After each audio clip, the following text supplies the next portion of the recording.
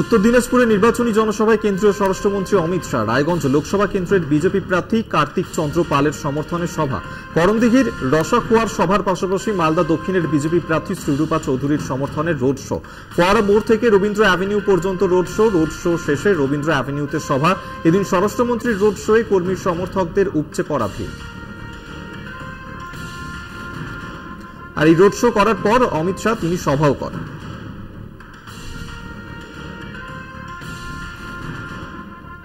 যারা ঝামেলার সৃষ্টি করছেন তারা এখন থেকেই সাবধান হয়ে যান, না হলে ৪ জুনের পর হিসাব হবে।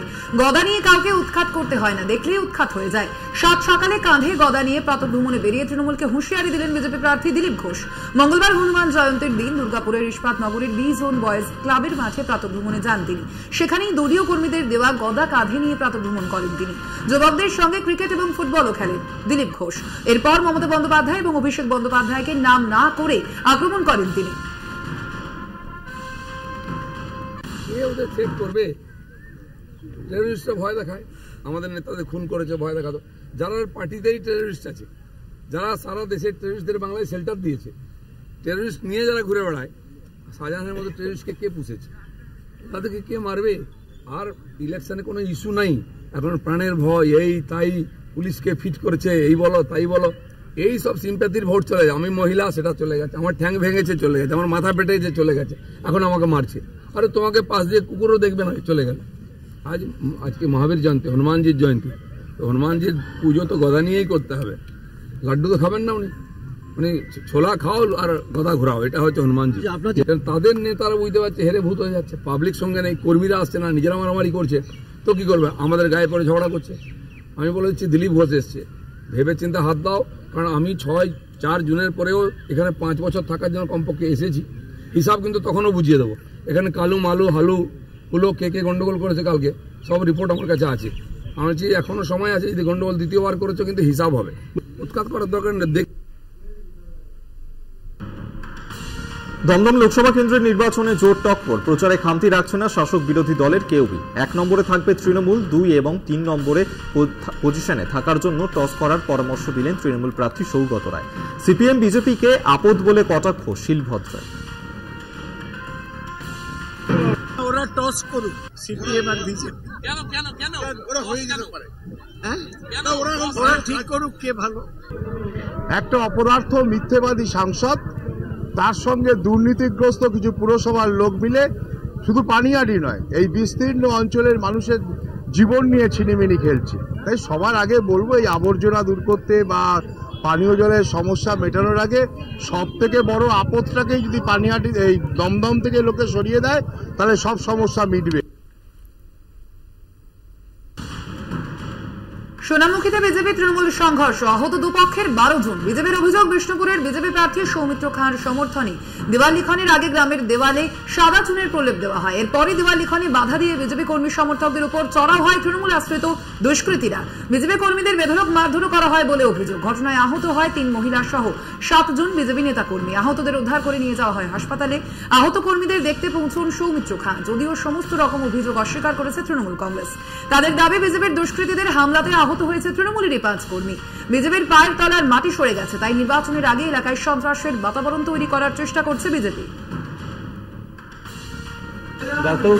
বলছি তৃণমূল কংগ্রেসের এই সমস্ত নেতাদের যে আপনারা যে ভাষায় কথা বলবেন ভারতীয় জনতা পার্টির কার্যকর্তাদের সঙ্গে, সে ভাষায় উত্তর দেওয়ার ক্ষমতা ভারতীয় জনতা পার্টির কার্যকর্তাদের আছে।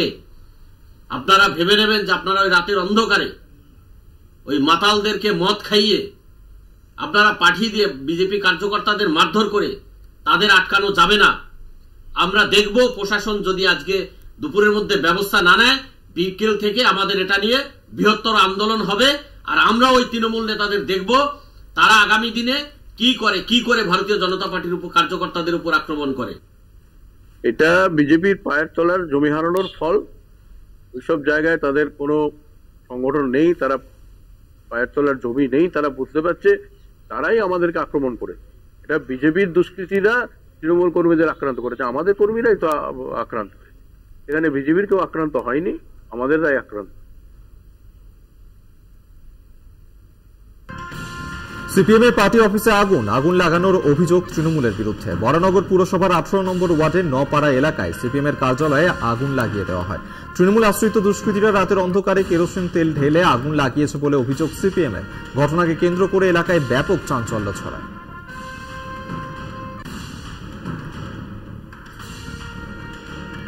ডায়মন্ড হারবার বিধানসভা এলাকায় সিপিএম এর দেওয়াল লিখন মুছে দেওয়ার অভিযোগ। সিপিএম প্রার্থী প্রতিকুর রহমানের সমর্থনে লেখা দেওয়াল মুছে ফেলার অভিযোগ তৃণমূলের বিরুদ্ধে। লালপুল থেকে সরিষা পর্যন্ত প্রায় অর্ধশতাধিক দেওয়াল লিখন মুছে ফেলার অভিযোগ।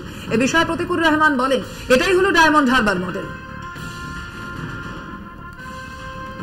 প্রায় ডায়মন্ড হারবার লোকসভা কেন্দ্র জুড়ে ডায়মন্ড হারবার বিধানসভার মধ্যে প্রায় অর্ধশতাধিক দেয়াল এইভাবে রাতারাতি নাম লেখা ছিল, সিম্বল ছিল, চুন করে দেওয়া হয়। এটাই ডায়মন্ড হারবার মধ্যে মানুষের কণ্ঠস্বরকে রোধ করা। আসলে প্রতিদিন তৃণমূল বিজেপির সেটিং মানুষ বুঝতে পারছে। অসংখ্য মানুষ আমাদের দিকে জয়েন করছে, সেজন্য একটা শূন্য পাওয়া দলকে ওরা ভয় পায়। ওরা ভয় পায় কারণ লাল ঝান্ডার সমর্থন প্রতিদিন বাড়ছে। এই ভয় থেকে রাতারাতি আমাদের দেয়ালগুলোকে মুছে দেওয়া হচ্ছে। মহামিছিল করে মনোনয়নপত্র দাখিল করলেন বর্ধমান দুর্গাপুরের তৃণমূল প্রার্থী কীর্তি আজাদ। হাজার হাজার নেতা কর্মীদের উপস্থিতিতে টাউন হল প্রাঙ্গণ থেকে কাছারি রোড পর্যন্ত মিছিল চলে। প্রখর রোদ ও তাপপ্রবাহকে উপেক্ষা করেই মিছিলে উপড়ে পড়ে ভিড়। এরপরেই জেলাশাসকের হাতে মনোনয়নপত্র তুলে দেন তৃণমূল কংগ্রেস মনোনীত প্রার্থী শত্রুঘ্ন সিনহা।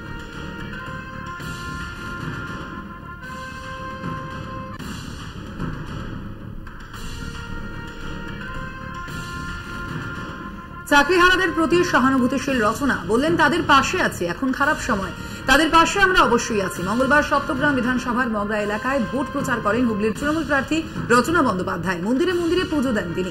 মহিলাদের সঙ্গে নিয়ে চলে দীর্ঘ শোভাযাত্রা।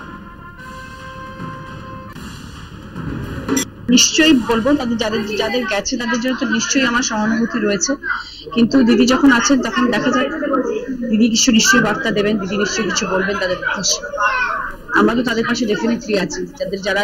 যাদের সাথে এরকম ধরনের ঘটনা ঘটছে, তাদের এখন খারাপ সময়, তাদের পাশে তো আমরা ডেফিনেটলি আছি, তাদের জন্য সহানুভূতিও আছে।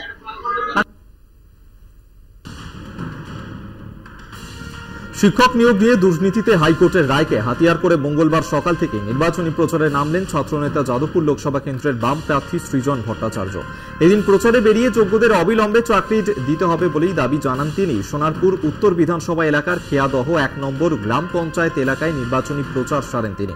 এই এলাকায় মানুষ এতদিন ভোট দিতে পারেনি বলেই দাবি তাঁর। প্রায় মানুষ এতদিন ভোট দিতে পারে, রাস্তাঘাটের অবস্থা আপনি যা দেখছেন, এবং সব মিলিয়ে অনুন্নয়নের ছাপ, তোলাবাজির ছাপ, চুরি ডাকাতির ছাপ স্পষ্ট। তাতে মাটি মাফিয়া আছে, তাতে এখানে পরিবেশকে ধ্বংস করে, এই যা জলাভূমি আছে সেগুলোকে ধ্বংস করে বেআইনি বিভিন্ন রকম নির্মাণ, এবং তার প্রভাব এখন প্রকৃতিও তার জবাব দিতে শুরু করেছে। ফলত এই সব নিয়ে খেয়াদার উন্নয়ন, খেয়াদার মানুষের জন্য আমরা লড়তে নেমেছি। ভোটের আগেই বিজয় উল্লাস তৃণমূল প্রার্থী সুজাতা মণ্ডলের। লক্ষ্মীর ভান্ডার মাথায় নিয়ে মহিলাদের সঙ্গে নাচে মেতে উঠলেন সুজাতা। তৃণমূল প্রার্থীর সঙ্গে তাল মেলালেন এলাকার মহিলারাও। যেভাবে বিষ্ণুপুরের মানুষ তাকে আশীর্বাদ করছেন তাতে তার জয় শুধু সময়ের অপেক্ষা, এমনটাই দাবি জানিয়েছেন সুজাতা মণ্ডল। বিজয় উল্লাসের পর দলের নেতাকর্মীদের নিয়ে দামোদর বাটি, পুঞ্চা সহ একাধিক গ্রাম ঘুরে প্রচার সারেন তিনি। যে মমতা বন্দ্যোপাধ্যায় ডবল টাকা লক্ষ্মী ভান্ডারে বাড়িয়ে মেয়েদের যে সম্মান সুরক্ষিত দিয়েছেন, সুরক্ষা করেছেন এবং সম্মানে বর্ধিত করেছেন, তাই বাংলার এবং আমার বিষ্ণুপুর লোকসভার একটি মহিলার ভোটও তৃণমূল কংগ্রেস ব্যতীত অন্য কোথাও যাবে না। এমনকি আপনি নিশ্চিত জেনে রাখুন, 1 এপ্রিল থেকে দিদির দেওয়া লক্ষ্মী ভান্ডারের বর্ধিত টাকাটা বিজেপি সিপিএম এর বাড়ির যারা লোক, যারা বিজেপি সিপিএম করে, তাদের বাড়ির বউরাও তৃণমূল কংগ্রেসকে ভোট দিয়ে তাদের বাড়ির কর্তাদের এপ্রিল ফুল বানাবে। এটাই দিদির চমক। পক্ষে উপকার, ভালোভাবে নাচলে শরীর ভালো থাকে, মন ভালো থাকে। উনি সেই নাচটা নাচতেন। আসল নাচ আগামী 4 তারিখ ভারতীয় জনতা পার্টি নাচবে। উনাকে আমরা আমন্ত্রণ করবো যে উনিও যেন সেই নাচে এসে সামিল হয়ে নাচটা দেখি। সকাল সকাল প্রচারে বীরভূমের জোট প্রার্থী মিল্টন রশিদ। বাম ও কংগ্রেস কর্মী সমর্থকদের সঙ্গে নিয়ে চলে দীর্ঘ মিছিল। দুবরাজপুর পাওয়ার হাউস মোড় থেকে শুরু করে শহর পরিক্রমা করে দুবরাজপুর ব্লক পর্যন্ত পৌঁছায় মিল্টনের মিছিল। জোট প্রার্থীর প্রচারে কর্মী সমর্থকদের উন্মাদনা ছিল চোখে পড়ার মতো।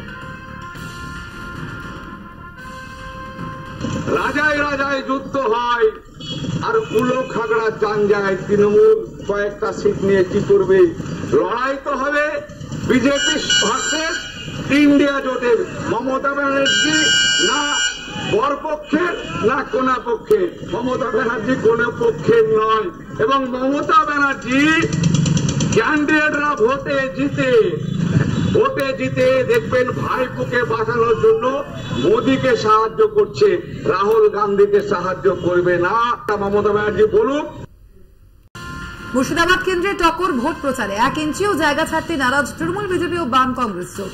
মুর্শিদাবাদ লোকসভা কেন্দ্রের তৃণমূল প্রার্থী আবু তাহের খানের সমর্থনে রোড শো জলঙ্গিতে। হুটখোলা গাড়িতে চেপে পথ চলতে মানুষের কাছে ভোট চাইলেন প্রার্থী আবু তাহের খান। রোড শো থেকে রাজ্য সরকারের বিভিন্ন উন্নয়নের কথা তুলে ধরেন তৃণমূলের নেতাকর্মী সমর্থকেরা।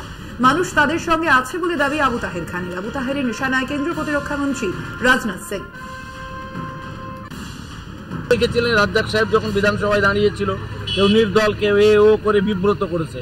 তারপরে যখন ভোট হয়েছে তখন দেখছে কারোরই কিছু নাই, সব মমতা বন্দ্যোপাধ্যায়ের স্নেহের জন্য প্রার্থী রাজ্জাক সাহেব জিতেছে। এবারে দেখবেন জলঙ্গিতে আমরা অনেক ভোটে লিড করব, কারণ মমতা বন্দ্যোপাধ্যায় মানুষের মধ্যে আছে। মানুষের প্রত্যেকটা মানুষকে যেভাবে তিনি তার পরিষেবা দিচ্ছেন এবং অর্থনৈতিকভাবে প্রত্যেকটা মানুষ যেভাবে আজকে লাভবান হচ্ছেন, আর সাম্প্রদায়িক সম্প্রীতি বজায় রাখতে মমতা ব্যানার্জি যে লড়াই করছেন বিজেপির বিরুদ্ধে, তাই মানুষ সমবেতভাবে আজকে এককাট্টা হয়ে বিজেপির বিরুদ্ধে লড়াই। ফের দলবদলের ছবি মুর্শিদাবাদের রানীনগরে। এবার শাসক দল ছেড়ে যোগদান বাম কংগ্রেস জোটে। ডোমকল ব্লকের রায়পুর অঞ্চলের মুক্তারপুর এলাকায় তৃণমূল ছেড়ে প্রায় 50 জন যোগ দেন বাম কংগ্রেস জোটে। এমনটাই দাবি ডোমকল ব্লকের কার্যকারী সভাপতি মীর ইমাদাদুল হকের। তিনি জানান, তৃণমূলের দুর্নীতির বিরুদ্ধেই এই যোগদান। পরবর্তীতে এই যোগদানের হার আরও বাড়বে।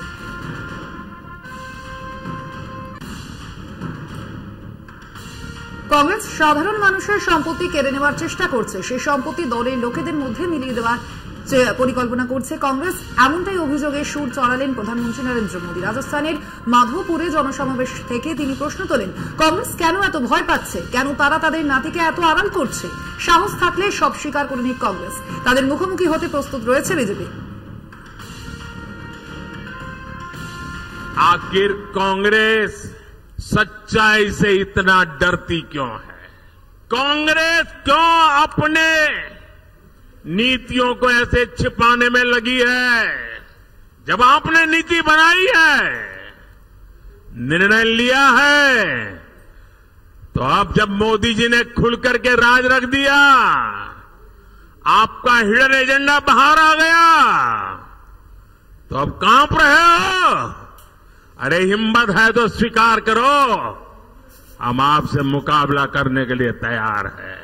मैं ये बात देश को साफ साफ बताना चाहता हूं कि कांग्रेस वोट बैंक पॉलिटिक्स के दलदल में इतना धंसी हुई है कि उसे बाबा साहब के संविधान की भी परवाह नहीं है। और आपको पता होगा, उन्होंने मैनिफेस्टो में तो लिखा है कि आपकी संपत्ति का सर्वे करेंगे। हमारी माताओं बहनों के पास जो स्त्री धन होता है, जो मंगलसूत्र होता है, उसका सर्वे करेंगे। और फिर उनके एक नेता ने तो भाषण में कहा, एक्सरे किया जाएगा। শুরু হয়ে গিয়েছে লোকসভা নির্বাচন। শেষ হচ্ছে নির্বাচনের প্রথম পর্ব। জয় নিয়ে বরাবরই আশাবাদী বিজেপি। প্রধানমন্ত্রী সহ বিজেপির নেতা মন্ত্রীদের মুখে শোনা গিয়েছে আবকি বার 400 পার স্লোগান। এবার সেই স্লোগান শোনা গেল যোগী আদিত্যনাথের মুখেও। তিনি বলেন, নির্বাচনের পরবর্তী 6টি ধাপে প্রধানমন্ত্রীকে আশীর্বাদ করবে সাধারণ মানুষ। তার নেতৃত্ব ও কাজের জন্যই দেশের নাগরিকের আশীর্বাদ পাবেন মোদী। সাধারণ মানুষের আশীর্বাদকে সঙ্গে নিয়েই ফের একবার মোদী সরকার। लोकसभा के प्रवर्तमान अभियान के दौरान जो चुनाव की प्रचार की प्रक्रिया चल रही है, पहले चरण के चुनाव संपन्न हुए हैं और मेरा अनुमान है कि अगले 6 चरणों में जो परिणाम आने वाले हैं, यहां भी प्रधानमंत्री मोदी जी के नाम से, उनके काम से जनता जनार्दन का आशीर्वाद भारतीय जनता पार्टी को प्राप्त होगा। कोई संदेह इसमें नहीं होना चाहिए और हम पूरे विश्वास के साथ जनता जनार्दन के आशीर्वाद से प्रधानमंत्री मोदी जी फिर एक बार मोदी सरकार के लक्ष्य को और अब की बार 400 के लक्ष्य को प्राप्त करने में हम लोग सफल होंगे।